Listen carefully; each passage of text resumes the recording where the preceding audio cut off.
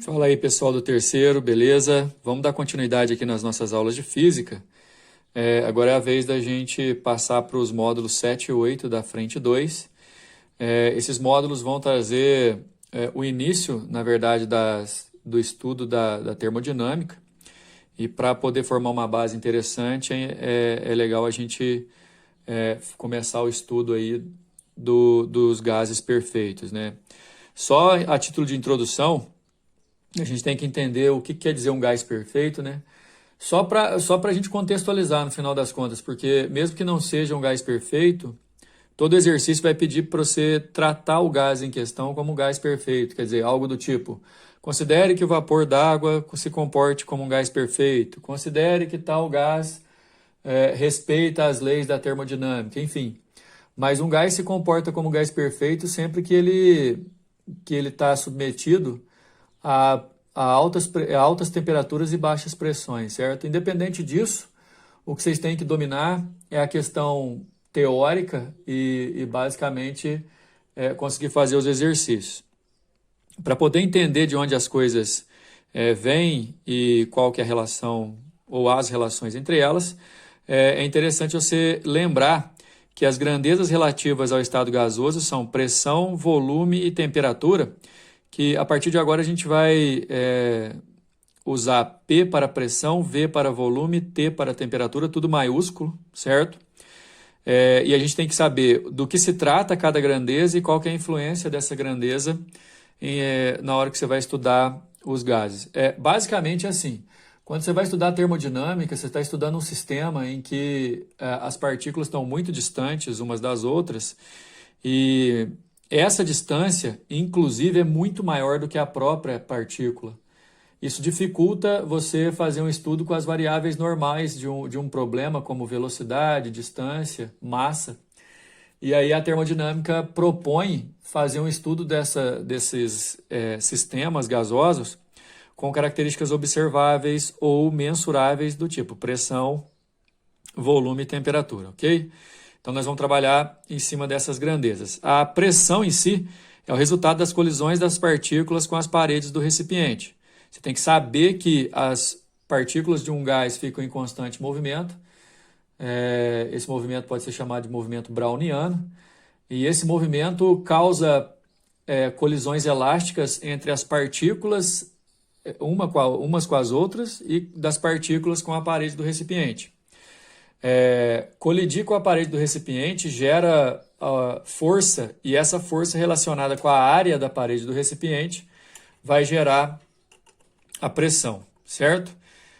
Em alguns materiais, por exemplo, no material de vocês, inclusive, vocês vão conseguir ver aí que pressão é uma relação entre força dividido por área.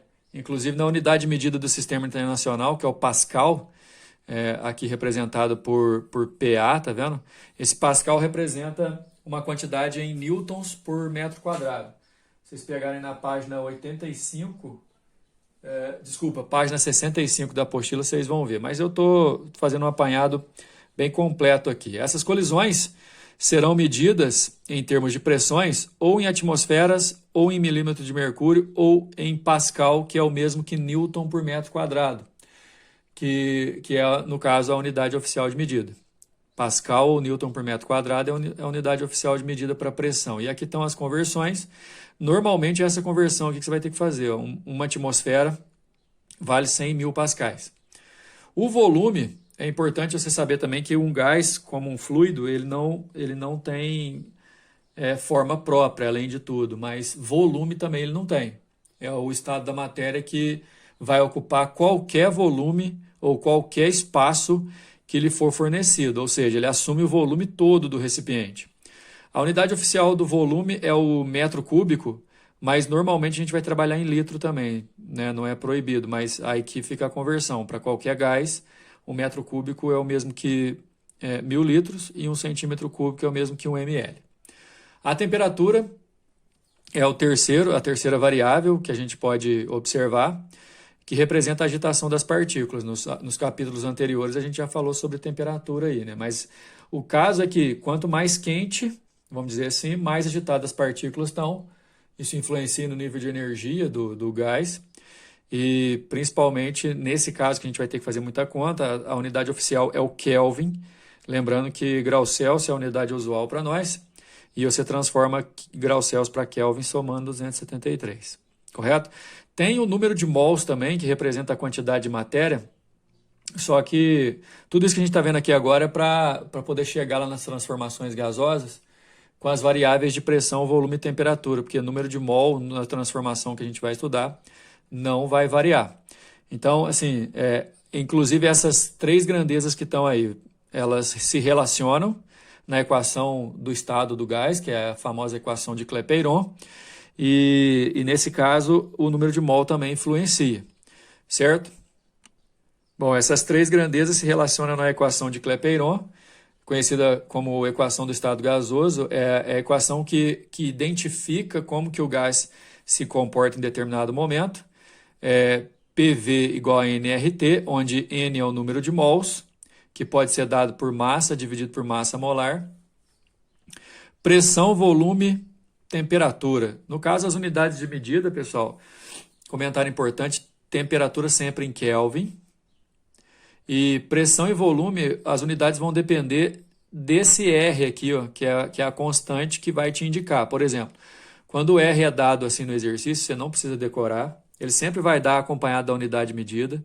Isso aqui está indicando, por exemplo, que para esse R, a pressão tem que estar em atmosferas e o volume em litro. Para esse R, a pressão tem que estar em newton por metro quadrado e o volume em metro cúbico para poder aparecer esse joule aqui, certo? Só que essa equação traduz o estado gasoso, ela não trata de transformações, só de um estado específico. Em termos de transformações, você vai conseguir, primeiro, que o modelo é simplificado, é sempre o modelo que considera um estado inicial, um estado final, aqui indicado por 1 e 2, estado 1 inicial, estado 2 final.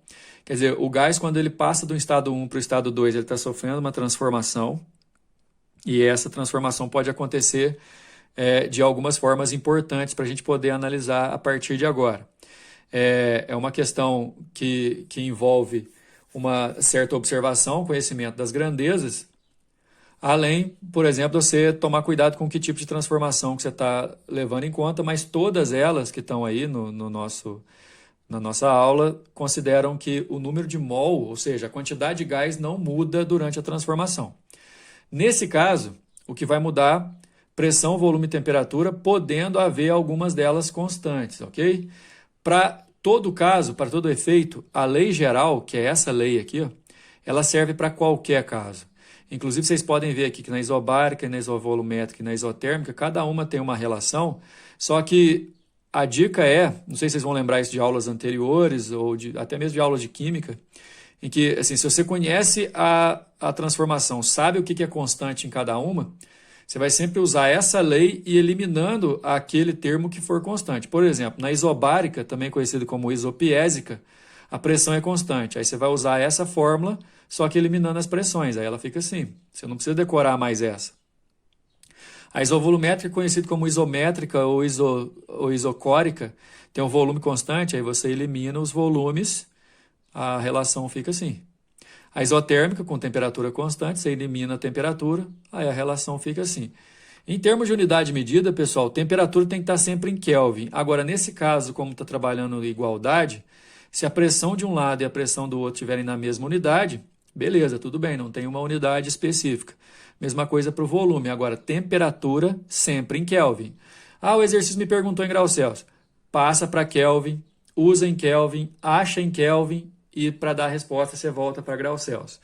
Agora, em relação ao que se mostra aqui para cada equação de cada transformação principal, quando a pressão é constante, por exemplo, isso aqui gera, lá em matemática a gente está estudando isso, né, que quando duas razões são iguais, a gente fala que as grandezas são diretamente proporcionais, e para pressão isso vale. Na isobárica, pressão constante, volume e temperatura se comportam assim, de forma diretamente proporcional. Mesma coisa acontecendo na isovolumétrica, pressão e temperatura são diretamente proporcionais. Enfim, se um sistema dobra a sua temperatura, a tua pressão também vai dobrar, se o volume for constante. Agora, essa curva aqui, chamada de isoterma, é uma hipérbole, ela representa uma transformação isotérmica em que pressão e volume são inversamente proporcionais. Essa parte é a parte teórica, daqui a pouco a gente começa a resolver os exercícios, beleza?